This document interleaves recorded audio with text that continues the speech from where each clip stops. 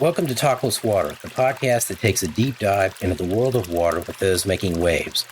My name is Todd Votteler, and I'm your host for Texas+Water. I'm also the editor-in-chief of Texas+Water and the Texas Water Journal. You can sign up for Texas+Water by visiting texas+water.org and sign up for the Texas Water Journal at texaswaterjournal.org. Both publications are free. My guest today is Dr. Becky Bowling, assistant professor and extension specialist for urban water with Texas A&M AgriLife. Becky is also the AgriLife Extension lead for the Urban Water Innovation and Sustainability Hub at the Dallas Center. Becky, welcome and thank you for being part of Texas+Water. Thank you for having me. So I'd like to start out with your background in water. What, if you can, if you've got a moment in your life that you decided, hey, water's pretty interesting. Maybe I'd spend the rest of my life working on this, or some kind of epiphany related to water. What might that have been? I think I've had a couple of moments that really have shaped my career. And the first of these for sure is going to be when I was working on my my graduate degree at Texas Tech some years ago. I have a degree in horticulture, 2 degrees in horticulture from Tech. And of course, that's in Lubbock, which we know is definitely a drier part of the state. Yeah, I was going to say, no water, yeah. And the first year that I was doing my master's program was 2011. So it was during the really big drought that we had that year. It was a huge shock. All of my research died that year, and it definitely prompted me to shift gears. And so my ultimate master's project ended up being different from what I started with, and it was very water oriented. And I've continued to have a lot of work that's really focused on the relationship between plants, soil, and water. And, I grew up here in the Dallas area, but didn't live here for a long time. And so I would say another big moment for me was moving back up here in 2020 and seeing really how much the city has grown and is continuing to grow, and the considerable strain that's going to put on our water resources going forward. Well, the 2011 drought was a big influence in your career, and here we are today, and drought is spreading across Texas again. In some parts of the state, municipal water suppliers are already encouraging customers to cut back on their water use, particularly for landscape irrigation. So let's start out kind of defining the scale of this issue. Is urban landscape irrigation, is that a major water use in Texas? Absolutely, it is. So we see that across the year, about 31% of our potable water use is going to be used outdoors in the landscape. But in the summertime, this time of year, that number is going to go much higher. And so we'll see a lot of times 50 to 70% of household water use is being used. It's being used outdoors, mostly for landscape irrigation. So it definitely plays a big role in our water use. Well, just thinking about that, a couple things come to mind. One is, that type of use is peaking during the period, which is usually the biggest crunch in terms of water supplies when we have a drought like we have now. And kind of the second is, that water that we use for our lawns, it's treated to drinking water standards like the water that we're drinking inside the house as well. That's which is interesting to me as well. Yeah. I'm not sure, you look across the globe, I'm not sure how there are a lot of places where you might tell people that, we take water that's, treated and is really great for drinking, but we put it on our lawns. I'm not sure how they would respond to that. Yeah, that's a really good point. We are seeing growing interest in water reuse and reclaimed water, but yes, the majority of the time we're still using drinking quality water to irrigate our plants outdoors. And that is something we're able to do only because we're fortunate. Right. able to do that. So let's see. So, do you see the efforts to reduce, our water use for landscape usage across the state? I know there are efforts. Do you see that as kind of happening all over the state, or there may be some areas where there's a greater focus on it and that you've seen greater results? What's kind of that landscape like? Yeah, so, Texas is a huge state and it's extremely diverse. And so certainly I would say that we don't see consistency across the state in terms of prioritizing conservation practices or water use efficient landscaping. Now this around now, when we are experiencing more of a statewide drought, you see some folks that maybe normally may not be as concerned with this their ears start to perk up a little bit. But our annual precipitation across the state ranges anywhere from 55 to 60 inches a year in parts of East Texas to 7 to 10 inches a year in West Texas. So certainly some of those ecoregions out west, I would say, have more established and consistent programs for engaging people and really encouraging mindfulness related to water use. And as we get further east or further south, we may see that shift a little bit. And so, what I'm seeing right now is there's definitely more interest statewide than there typically is, but it still varies some. Even here in the Metroplex, up here in Dallas-Fort Worth area, each city is going to be a little bit different. Some of that's going to be in response to the supplies that those cities are pulling from and just the perceived pressure on those supplies, which will vary some. But it's definitely pretty variable. So way back in the dark ages, when I was doing some work having to do with restricting water use in the summers during droughts, there wasn't a whole lot of support for that among the populace. It was kind of an unpopular thing, but to me, it seems like there's a growing recognition that, we have to be careful about our water supplies during times like this. And, I kind of wonder, has that resulted in people being more accepting of restrictions on outdoor water use or willing to, kind of go, I guess, maybe the extra mile to figure out how they can maybe change the way they're using their water to cut back when needed? Oh, man. That's a tough question. I would say that I've definitely seen more receptiveness and more willingness in certain parts of the state than others. So when I go to San Antonio, for example, San Antonio does some exceptional work related to water conservation. They do a lot of really great community education, and we see that pay off with a lot of residents in San Antonio, willing to make some of those, I don't want to call them sacrifices, but they're willing to go that extra mile to do what they can to conserve water. And another big difference that we'll see there and in places like El Paso as well is a shift in expectations, right? So should we expect for our grass to be perfectly green and lush in August? And the answer to that is probably no for many parts of the state, but it's so ingrained into us to expect that. And it takes a lot of time and honestly some community willingness to shift that. We've seen in research over the years looking at lawn behaviors that a lot of times people are very driven by what they think their neighbors think. So until you change those expectations at the community level, it's really hard sometimes to convince a homeowner to say, hey, it's okay if it's a little brown or very brown right. certain times of the year. So, I remember in the 70s, I was young, and, the lawns would usually go brown in August. Yep. And sometime in the 1970s, I think there was a lot of installation of sprinkler systems, and that kind of started to stop. But, prior to that, it was just kind of it's August and, it's hot and it doesn't rain too much. And, the lawn is going to look like this for a month or so. Yeah. But that kind of changed, I guess. Yeah, that change happened, as you indicated, with a lot of the adoption of in-ground irrigation and automated irrigation in particular as we get into the 90s.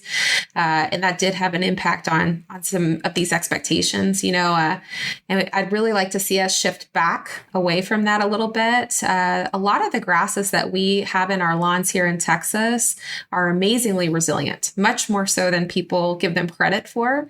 And they have a survival mechanism for this type of weather that we call summer dormancy.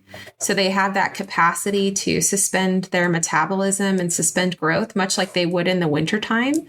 whenever we go through prolonged heat and drought. And I think we should encourage these grasses to do what they've adapted to do naturally to survive these types of temperatures instead of sort of trying to force them through it. And, we joke sometimes that we call that going blonde for summer, making people feel more okay with that. Blonde for summer. Okay. I like it. What are the different options that you see as being the most effective for cutting back on your watering during the summer? I mean, I know there are a whole bunch of things that you can do, but what are some of the things that you think are the most effective?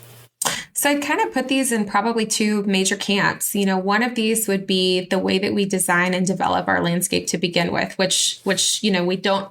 If we're in the middle of this and you've already got an established landscape, these aren't great options. But looking forward, if you do a renovation or if you purchase a new property, we want to make sure that we've got native and adapted plant materials that are really well suited, not just for Texas, but for your particular ecoregion or geography.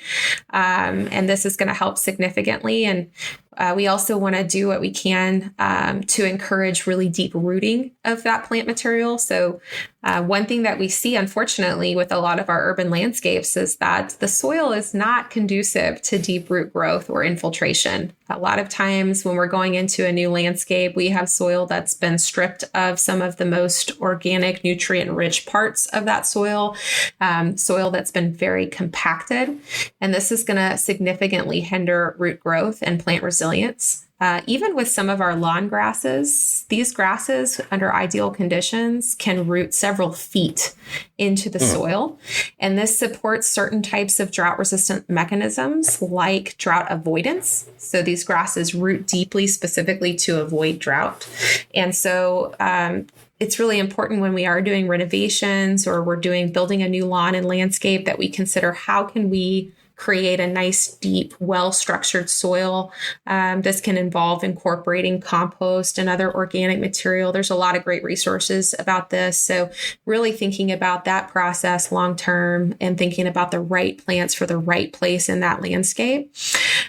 Once you have an established landscape, I think, one of the big priorities is going to be when water is readily available, doing the right practices again to encourage deep rooting. When we water every single day for just a little bit, that can actually be counterproductive for a lot of our perennials that are in the native soil in the landscape. So, a lot of times I'll hear this time of year, I can't believe that we're under stage 1 or stage 2 watering restrictions. How am I supposed to keep my lawn alive if I can only water 1 to 2 times per week? But for an established warm season turfgrass lawn, we actually consider that a best practice, even when water's available. Because what it does is it allows that water, if we water deeply and infrequently, which is our motto, deep and infrequent irrigation, we encourage that water to move really deeply in the soil profile, and we allow enough time between watering that the top starts to dry down and those roots are motivated to reach for that water deeper in the soil.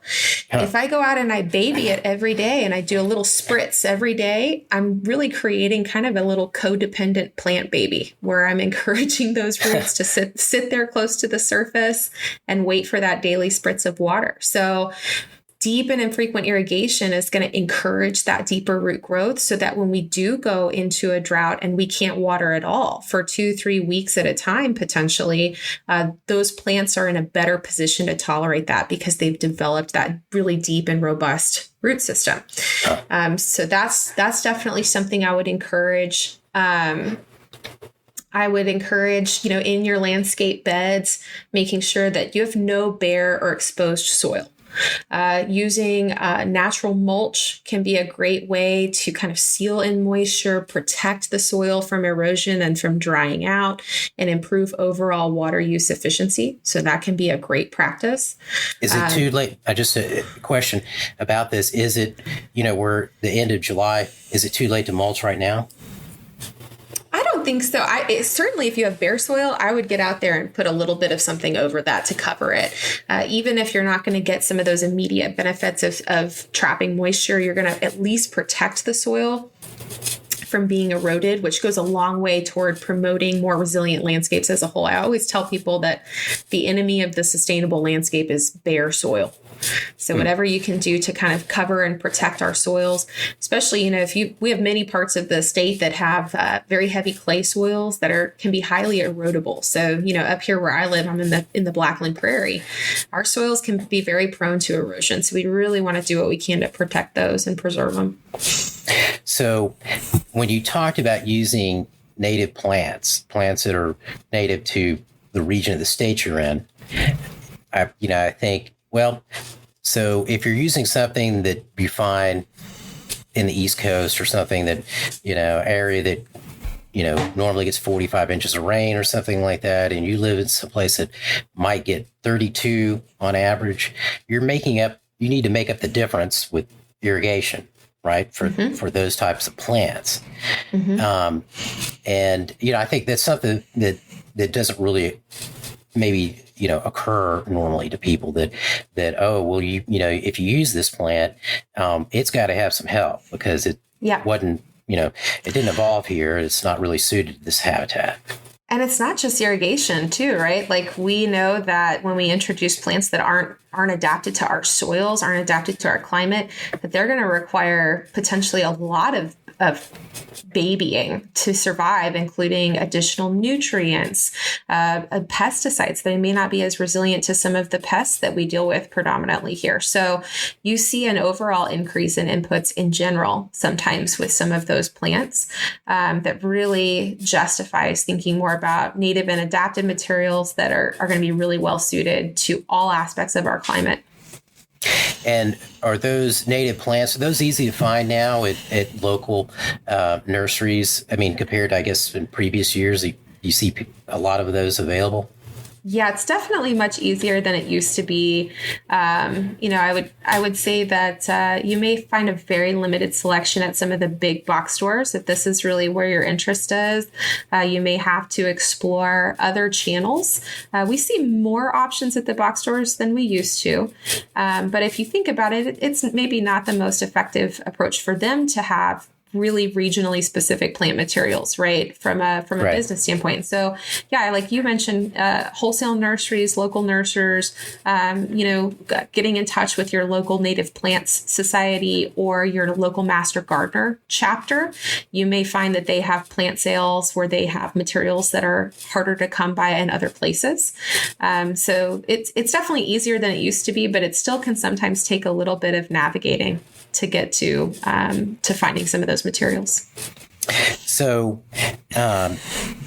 thinking about native plants and then thinking about xeriscaping, are they the same thing? Are they different? What are, I guess, some of the important elements of those, particularly xeriscaping? That's a great question. We get a lot of, especially lately, I've received a lot of questions about xeriscaping or, quote, alternative landscaping. And this term can be used to kind of encompass a lot of different things. I would see most often that we see xeriscaping sort of affiliated with almost desert landscaping.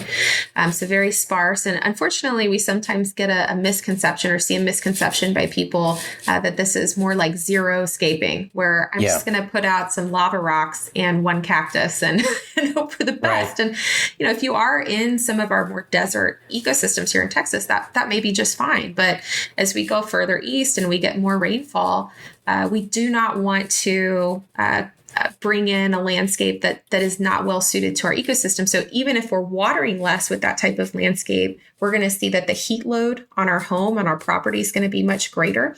We'll also see that if we do get a decent amount of rainfall each year, we're not going to capture as much of that rainfall. That plant material, that vegetation, it's going to really help to capture water when we get it. It's going to help to clean water and rainfall as it moves across our property and help keep our waterways clean. So, we want to make sure that if we're looking for a landscape alternative, whatever it is, that it sort of mimics the natural ecology for the region that we're living in.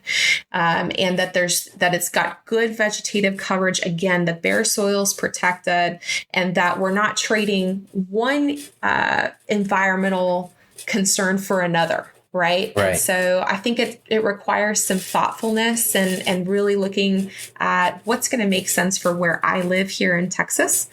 And, the other thing that we've seen is we've seen examples of some cities that have piloted some potentially really strong programs promoting turf grass replacement or quote xeriscaping or whatever term we want to use. And they come to the end of a year of promoting those practices and see no water savings at all. Because while the plants have changed, the practices have not. So it has to go beyond swapping out materials, and it has to get into really changing the way that we water and our understanding of how much water is needed to keep our plants healthy and happy.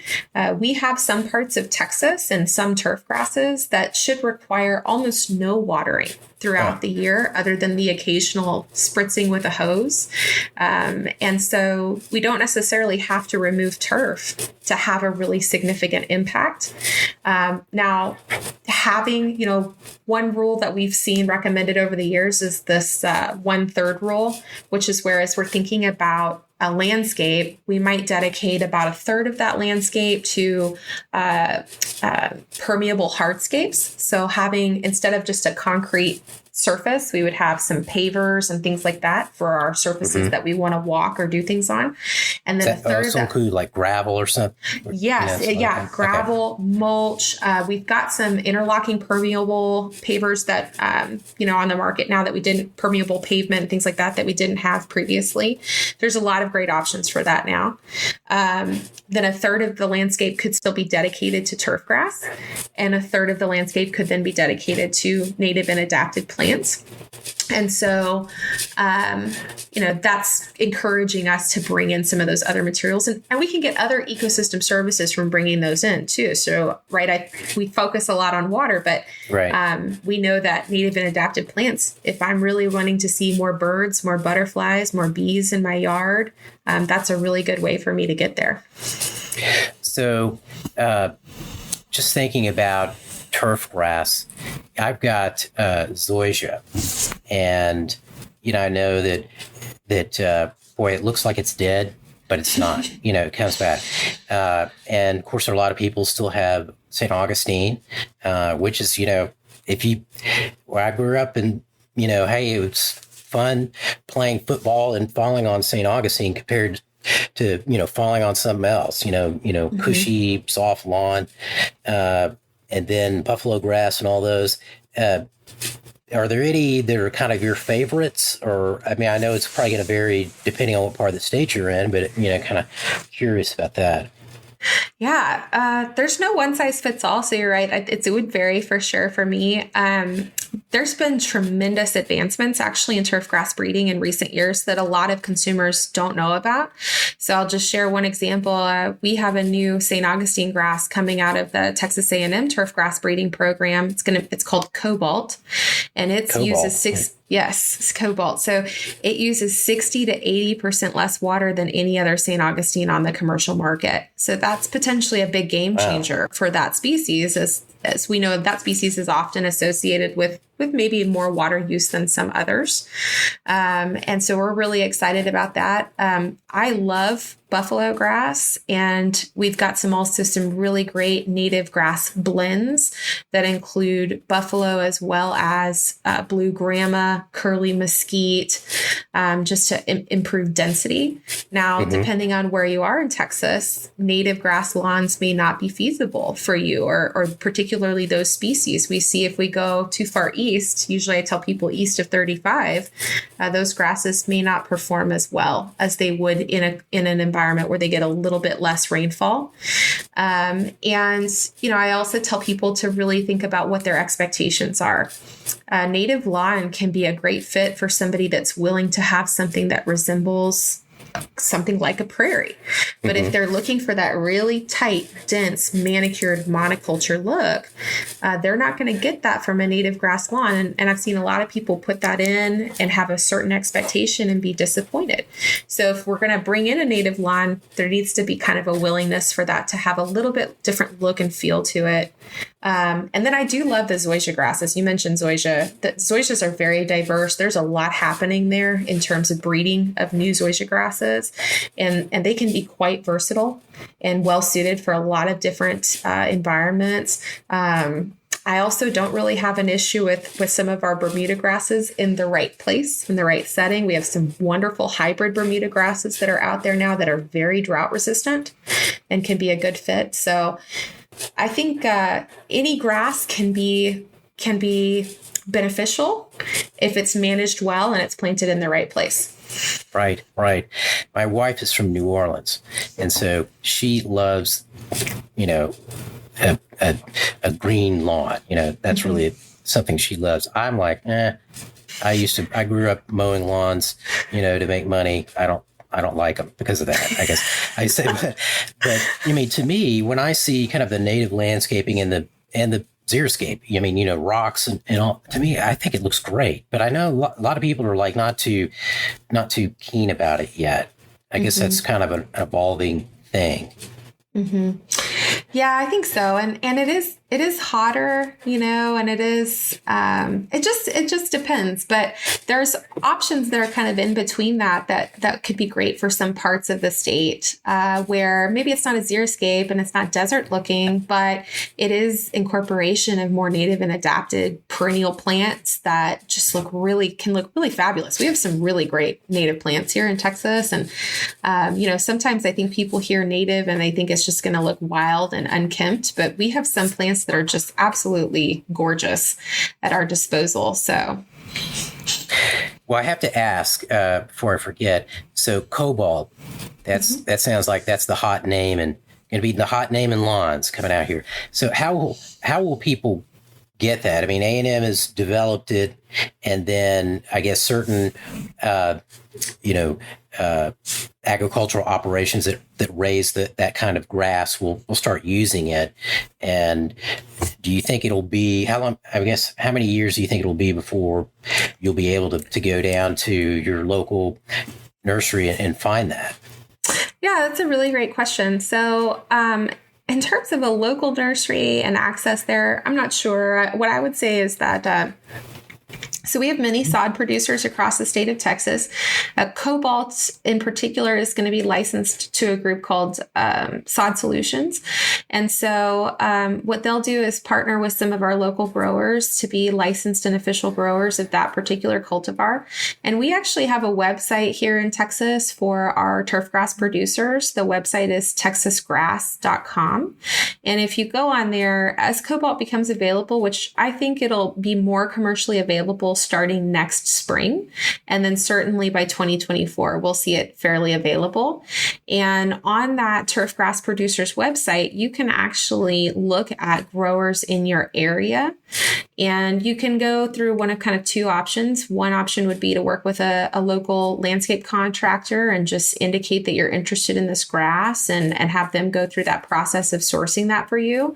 Or in some cases, you can go directly to that sod grower. If you've got a truck and a trailer and you're willing to go out there and make that haul and cut out the middleman, you can do that. So that's an option with a lot of our growers. And you can find out which growers are producing that on that Texas Grass website as we go forward. So you just drive out to their field and they cut section for you and you put it in your truck or something like that? Or yeah, so I would call them in advance and place an order for a pallet or a half pallet. And yeah, you just go and pick it up.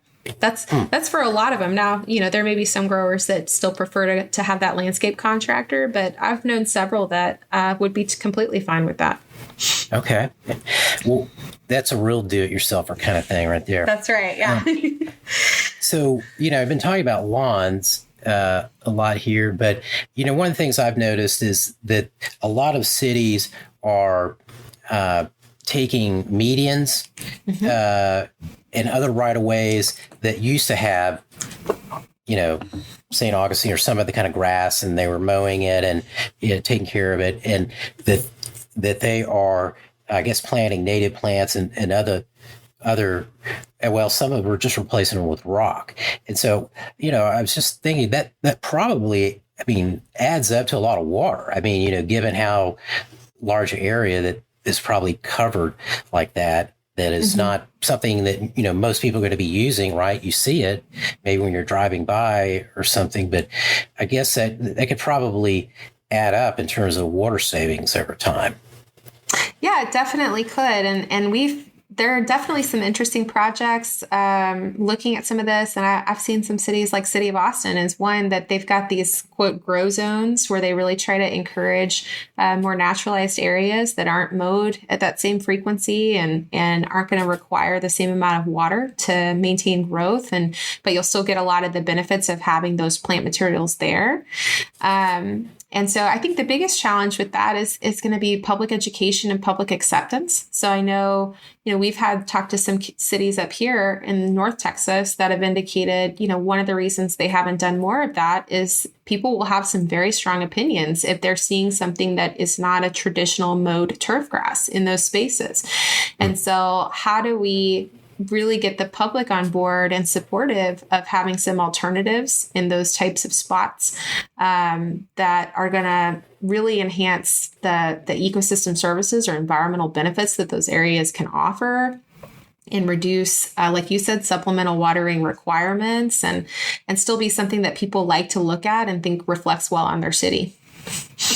So one of the things I've noticed is I've seen in the area I lived in, they were actually taking trees out and putting, pavers and other things in. And, I think the trees were maybe red buds and some other small trees like that, which kind of surprised me that they were doing that.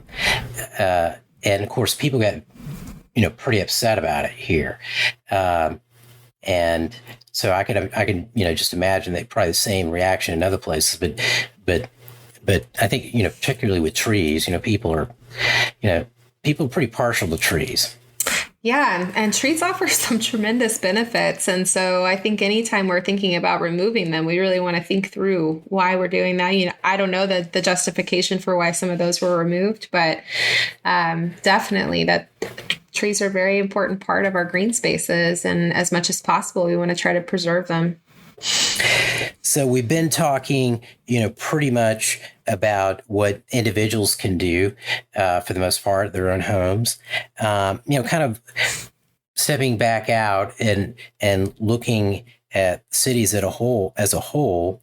What do you think are some of the most effective ways for cities to reduce overall landscape watering use and, kind of stretch their current water supply? What are some of the programs? You mentioned the turf grass program, which may or may not have been producing the results that were expected.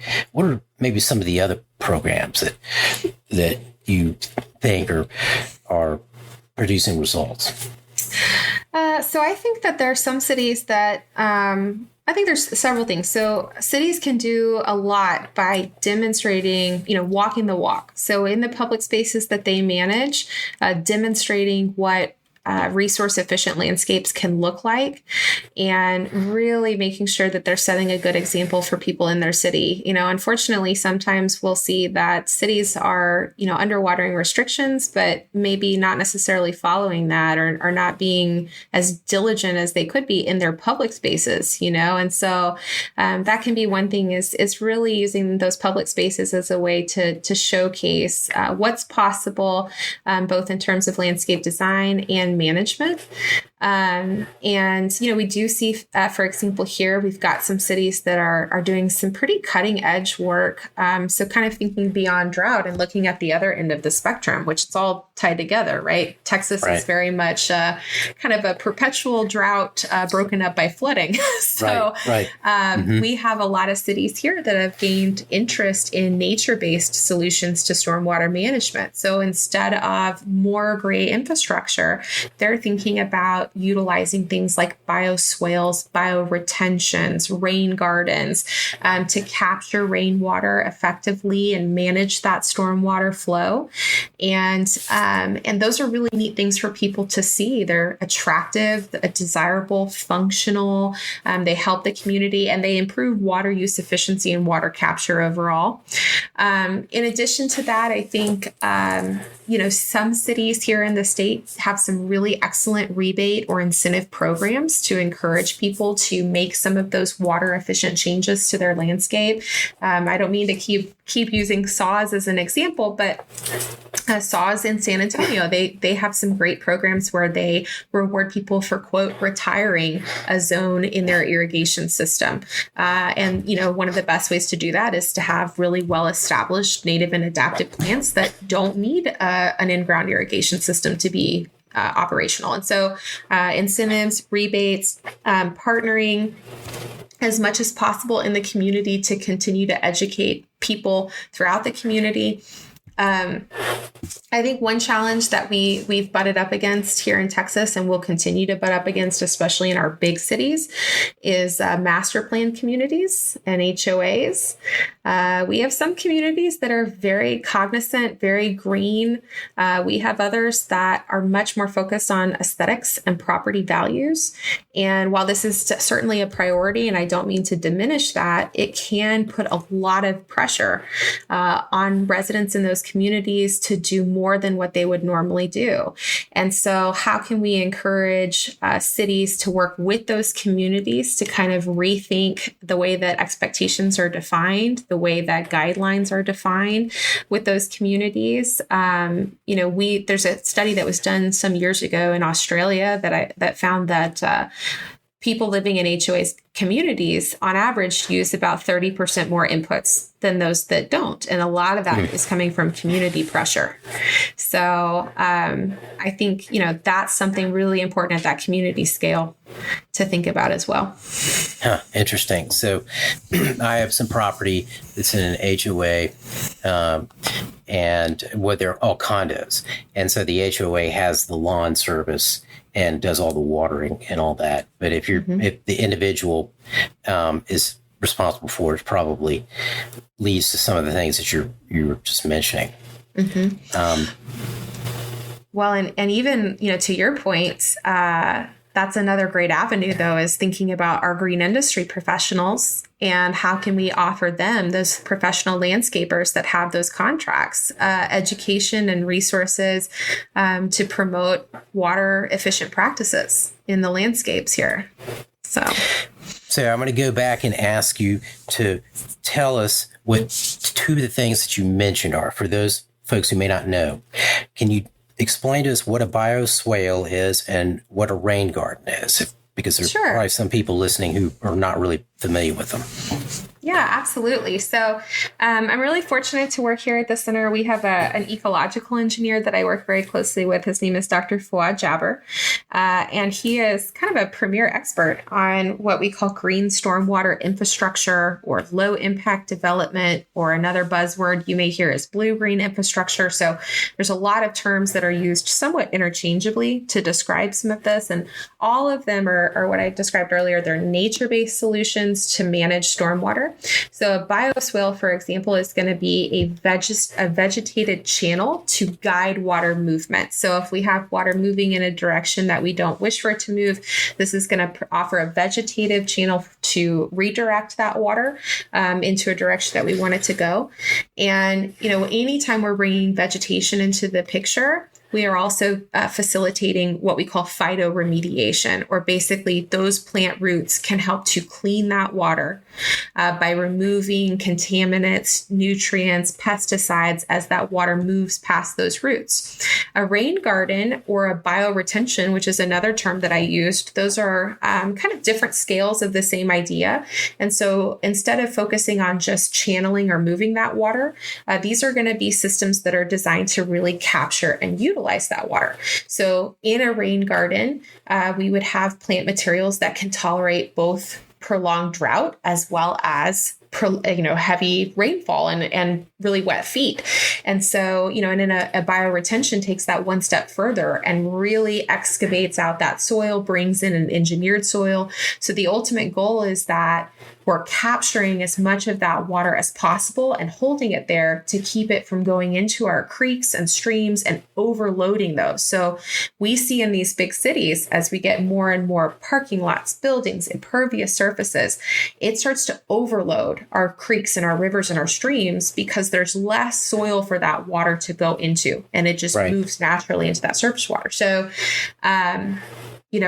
for example, at the Dallas Center, we've got a really cool bioretention that captures the majority of runoff across our entire parking lot to keep it from leaving our property. What are some of the plants that you might see? Or, for example, the one you just described, what do you have in it? Yeah, so we've got in that one of my favorite plants that's in it is a really cool fern that does not look like a fern. That's the common name for it is water clover, or it has the name Marsilia. And so that's something that's typically lining the footprint or the base, and it naturally stays within the wetter areas. So we don't see it migrate beyond. And then going up from there, we have some native sedges that we use for our particular bioretention. And then throughout, we've also got some other native flowering plants. We've got some hibiscus. We've got some things like Rudbeckia or black-eyed Susan, echinacea, another possible option. So actually, a lot of those native plants that are adapted to our extreme climate here in Texas are really well suited for this type of application. So we have a resource offered from AgriLife. It's a rain garden publication. If you visit our AgriLife Learn website, you can download it, and it includes a list of plant materials that are well suited for those types of environments. So just based on the kind of plants you're talking about, I mean, it's not only a functional habitat, capturing that water, but it's got a lot of beautiful plants in it. I mean, it's a garden that you would want to go look at. Sounds like. Yes, we can have, we can have those that are a little bit more natural looking and a little, I don't want to say rough and ready, but maybe aren't as polished. But you can also create bioretention or a bioswale that is a little bit more polished looking and has some really gorgeous plants in it that can offer other benefits. So cities are also looking at other things. One of the things that I'm familiar with here in Austin is, there are different rates for the amount of water that you use. Mm-hmm. And, if you're watering a lot, you pay more. And, some cities also have drought surcharges. The drought's on, they're trying to encourage people to use less water. And, if you use, a lot of water during those periods, you end up paying more. And I think that has, to me, it's been kind of an effective way to get people to reduce their water use. Because I'm looking at my water bill and I'm thinking, gosh, I got up there again. It got into that higher category. I need to keep working on reducing my water use. Yeah, I do think, unfortunately, as much as we would like to hope that people are going to just do things because they think it's the right thing, sometimes it takes something like that, some kind of financial incentive or disincentive. What's a better? Disincentive, or citations are another thing. I mean, we've seen some cities up here do some pretty extreme things actually that on the surface seem a little shocking, but they're very effective, and so unfortunately, we see that not everybody is going to be naturally really engaged in what's happening. Mm-hmm. I've got somebody in my neighborhood that I'm not even sure they know how much their irrigation's running. They just haven't paid attention to it. We get a lot of people that set it and forget it, or the builder sets it and they never look at it again. And it takes something like a shocking water bill for them to finally go, oh, where is all that water being spent? I better look at that, Yeah. Well, I guess one way to think about it is they may be paying for conservation programs or helping other water users to reduce their water use. And so maybe the money's going to, a good cause, I guess. Some utilities probably just put it back in their general budget, but I imagine others probably dedicate it for something like that. Well, I really enjoyed this discussion today. Can you tell our listeners more about how they can find out information about not only Texas A&M AgriLife's Urban Water Innovation and Sustainability Hub, but also about how they can find some of these experts that you've indicated are available to help people with questions about landscape irrigation? Sure. Yeah. There's so many great resources. So if you want to learn a little bit more about me and my program, there's a few places you can look. So our program is affiliated with the Texas Water Resource Institute. So you can visit their website. It's twri.tamu.edu. I'm also affiliated with AgriLife Extension, which is a statewide agency responsible for outreach education on sustainable urban ag and related topics. And so you can just look up, let me make sure that I get the website right for this before I tell it to you guys. So it's just going to be agrilifeextension.tamu.edu. Again, if you're interested in learning more about Texas sod production, you can visit texasgrass.com.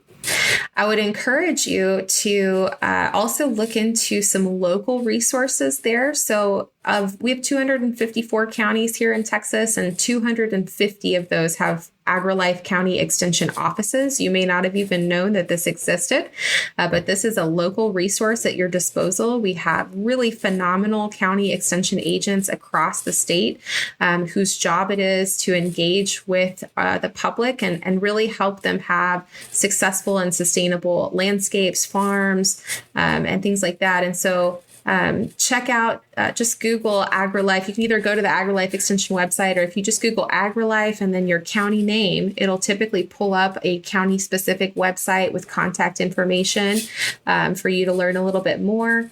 Also encourage you to think about where your water's coming from and what resources, incentives, education may be available from either your water supplier, your municipality.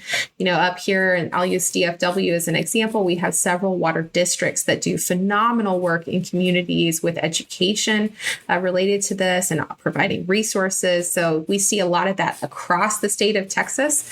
So I would encourage folks to look at all of that as well. Great. That is a lot of information that could really be useful right now during this drought, which who knows when it's going to end, may go on for, a year or so. That's right. Right. You're out western part of the United States right now. You're in a mega drought. So you never know when you're in the first. My mentor used to tell me, he said, well, you never really know when you're in the first day of a long-term drought, because it starts sometime, right? So that's right. Best plan is to be prepared for it. Becky, thank you. I really enjoyed this.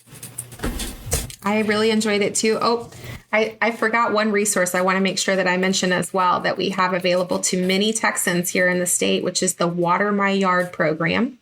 It's just watermyyard.org. It's not everywhere, but we do have it around several of our major urban hubs. And if you sign up, they will email or text you weekly watering recommendations based on the specific weather in your area. So it really helps to get the most out of your irrigation programming. You got that in just under the wire. You got. Yeah, no, that was great. That was great. No, that was great.